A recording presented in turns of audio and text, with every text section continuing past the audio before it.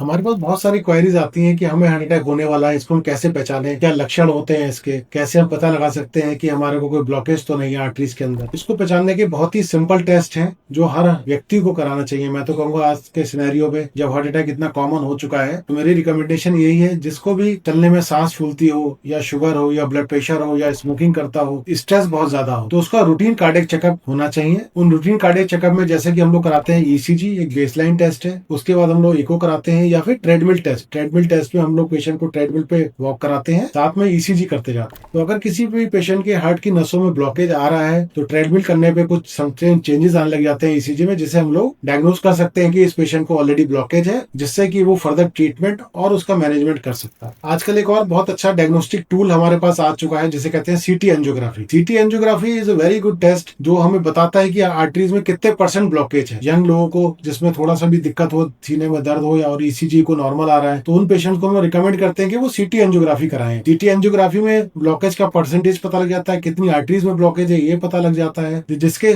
हम लोग early diagnosis बना के उसको ब्लॉकेज को बढ़ने से रोक सकते हैं और अर्ली ब्लॉकेज का ही ट्रीटमेंट करके हम उसको हार्ट अटैक के रिस्क से बचा सकते हैं। तो मेरा ये कहना होगा सबसे कि अपना रूटीन कार्डियक चेकअप, जिसमें सबसे पहले ईसीजी, इको, टीएमटी, और अगर आपका डॉक्टर एडवाइस करे तो सीटी एंजियोग्राफी कराएं। और अगर इन किसी भी प्रॉब्लम आ रही है तो हम लोग अपना एंजियोग्राफी करके देखें कि उसमें ब्लॉकेज ज्यादा है तो एंजियोप्लास्टी करनी है या हमें मेडिकल ट्रीटमेंट करना है। तो कार्डियक का रूटीन स्क्रीनिंग टेस्ट बहुत ही अच्छे टेस्ट होते हैं जिससे हम लोग सारी डायग्नोसिस अर्ली कर सकते हैं। ऐसे ही हम लोग ब्लड टेस्ट में लिपिड प्रोफाइल कराते हैं, जैसे कोलेस्ट्रॉल, हम लोग ब्लड कोलेस्ट्रॉल चेक करते हैं, जिसमें अगर कोलेस्ट्रॉल जिनका बढ़ा हुआ होता है उनको हार्ट अटैक में फ्यूचर पे आने के चांसेस बहुत ज्यादा होते हैं। तो मैं ये रिकमेंड करूंगा कि रूटीन स्क्रीनिंग टेस्ट अपना साल 2 साल में एक बार जरूर कराएं। और स्पेशली वो लोग जो हैवी स्मोकर्स हैं या शुगर के पेशेंट्स हैं या जिनके फैमिली में हिस्ट्री है, जिनके मदर फादर को हार्ट की प्रॉब्लम हो चुकी है या जिनके स्ट्रेस लेवल्स बहुत ज्यादा है, तो या जिनके चलने में सांस फूलती है, उनको अपने रूटीन कार्डियक चेकअप एनुअली अगर वो कराते रहेंगे तो मेरा पूरा ये विश्वास है कि हार्ट अटैक पड़ने की चांसेस उनको बहुत ही कम हो जाएंगे। और हम लोग अर्ली स्टेज में अगर हम लोग इसको डिटेक्ट कर पाए तो वो आगे फ्यूचर में उनकी